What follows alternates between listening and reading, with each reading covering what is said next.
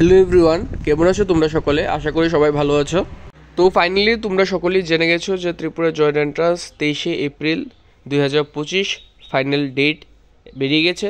আর তার জন্য যে তোমাদের এডমিট কার্ডটা সেটা কবে রিলিজ হবে সেটা নিয়ে একটা নোটিফিকেশন তারা অলরেডি তাদের ওয়েবসাইটে আপলোড করে দিয়েছে। কি করবে তোমরা এই ডিউরিং 10 দিন? তোমাদের হাতে যে 10 দিন সময়টা আছে, কি করবে তোমরা এই 10 দিন?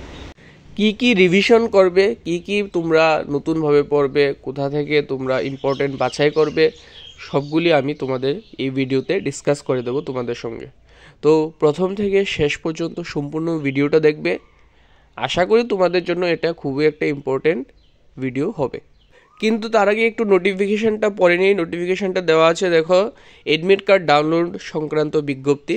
Tripura board of joint entrance এক্সামিনেশনের পক্ষ থেকে জানানো যাচ্ছে যে বোর্ডের অধীনে engineering, technological, veterinary, fishery, agriculture ও প্যারামেডিক্যাল ইত্যাদি কোর্সে ভর্তির জন্য বোর্ড পরিচালিত ত্রিপুরা জয়েন্ট এন্ট্রান্স পরীক্ষা 23/4/2025 এ অনুষ্ঠিত হবে। এই পরীক্ষার এডমিট কার্ড আগামী 12/4/2025 মিন্স 12 তারিখ থেকে, মিন্স আজকে থেকে তোমরা বোর্ডের ওয়েবসাইটে দুপুর 2টার পর থেকে লগ ইন করে ডাউনলোড করতে পারবে। এখানে আরও জানানো যাচ্ছে যে ছাত্রছাত্রীরা যেন এই পরীক্ষার এডমিট কার্ডে উল্লিখিত পরীক্ষা সংক্রান্ত অন্যান্য নির্দেশাবলী যথাযথভাবে পালন করে। পরীক্ষার দিন এক্সামিনেশন সেন্টারে তোমাদের রিপোর্টিং টাইম দেওয়া হচ্ছে সকাল 9টা। মনে রাখবে 9টার মধ্যে তোমরা এসে যাবে।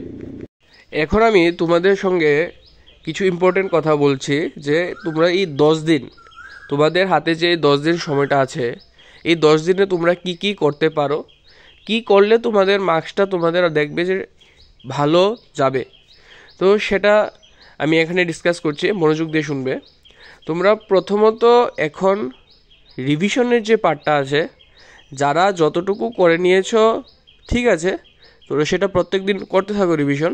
যারা এখনও রিভিশনের দিকে যাওনি, তোমরা দেখো তোমাদের আর 10 দিন সময় আছে, যেটা খুবই কম।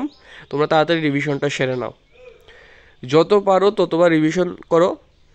স্পেশালি তোমরা এনসিইআরটির ক্ষেত্রে তোমরা দেখতে পারবে যে তোমাদের যে টেক্সট বুকটা আছে ফর টিবিএসসির ক্ষেত্রে দেখবে যে তোমাদের টেক্সট বুকটা এনসিইআরটির মতোই, তোমাদের টেক্সট বুকটা এনসিইআরটির কপি ইন বেঙ্গলি ভার্সনে আছে। আর যারা সিবিএসসি বোর্ডে, তারা তো তোমরা নিশ্চয়ই এনসিইআরটি তোমাদের যে বুকটা আছে সেটা ফলো করবে। 11-12 বায়োলজি পার্টটা, বায়োলজির যে প্রত্যেকটা লাইন তোমরা দেখে যাবে, কারণ তারা যে কোনো লাইন ধরে কোশ্চেনটা করতে পারে। তো প্রত্যেকটা লাইন তোমরা পড়ে যাবে। শুধু মনে রাখবে, শুধু এটা তোমাদের ত্রিপুরা জয়েন্ট এন্ট্রান্সের জন্যই না।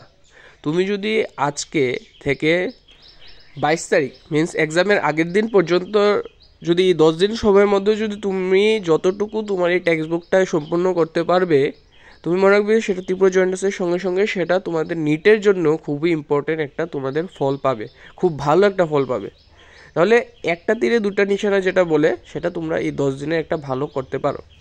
তাহলে সেটা মনে রাখবে, এনসিইআরটি ফর বায়োলজি যেটা তোমাদের টেক্সট বুক আছে, সঙ্গে বায়োলজির ক্ষেত্রে তোমরা PYQ যেগুলি আছে সেগুলি ফলো করতে পারো। নিটের লাস্ট 5 বছরে সেগুলি তোমরা প্রত্যেকটা কোশ্চেন বায়োলজির as well as physics as well as chemistry তোমরা করবে 5 বছর, লাস্ট 5 বছর।